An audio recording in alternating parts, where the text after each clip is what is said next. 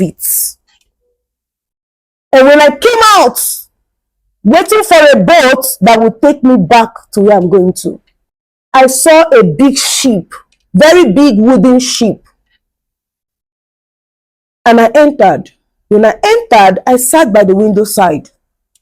While I was inside that ship, yes, when I entered the ship, we were already inside the ship. Then while I was inside, we were also still coming in to, till the ship was full. The boat was full to the brim and was now steaming, like they can take off at any time.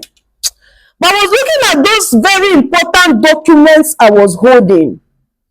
When I was seated there, Messi was saying, if I go with these boats, I will not get to my destination. If I go with these boats, I will not get to my destination. So at some point, my heart started panting. And the driver was just about putting his gear or whatever thing they call it in boats. And I screamed, driver, wait. And I came down from the boat. As I was coming down from the boat, people were cursing me, shouting on me, talking. What is wrong with her? Were you not in this boat since? How will you wait till the boat is full and about to move or take off? That is when you know you come down. What is wrong with you? I did not even answer anybody. The more they are talking, the more I'm looking at my hand, confirming that I have those two things. In my mind, I say, if you like, if all of you like, talk from now till next millennium. Nothing when they talk, when they enter me or shake me. But when I have these two, nothing. And I stood at the seashore. I was the only one standing at the seashore at that point when this big boat was about to move. And the moment I stood and I looked straight into the boat while they were still talking against me, the whole boat, the whole community was against one person for coming down from that boat. After 10 years, this is the reality of what is playing out in my life. Everyone is against one African girl. Why must she talk? Why must she take this part? Why must she be acting the way she's acting? Why is she too confident of herself? Why won't I talk? Why won't I act? Why won't I be confident of myself? If I don't have this confidence, how then can I bring out others from their naivety? So I must have this confidence as my watchword. I mean, as my backbone. So when I looked straight, I just saw that same young man on that same window I was seated, doing me like this. You get luck. You get luck. Now God, now save you.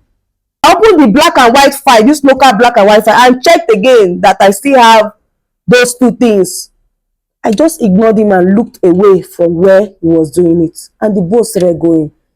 The next thing, as the boat was just taking off, someone else said, I think you're there standing alone. That before another boat will come, it will take time and blah. I said, I don't mind, I will wait. I will wait. I stood there at the seashore for hours before people started coming one by one till we were now more than 20. This boat now that came was not a ship or a wooden boat that is so big that can take 150 to 200 people. The boat that came now is a flying boat. It can only take 18 people. And when the people on the seashore were more than what the boat can take, it was now like who first enter, now they go with the boat.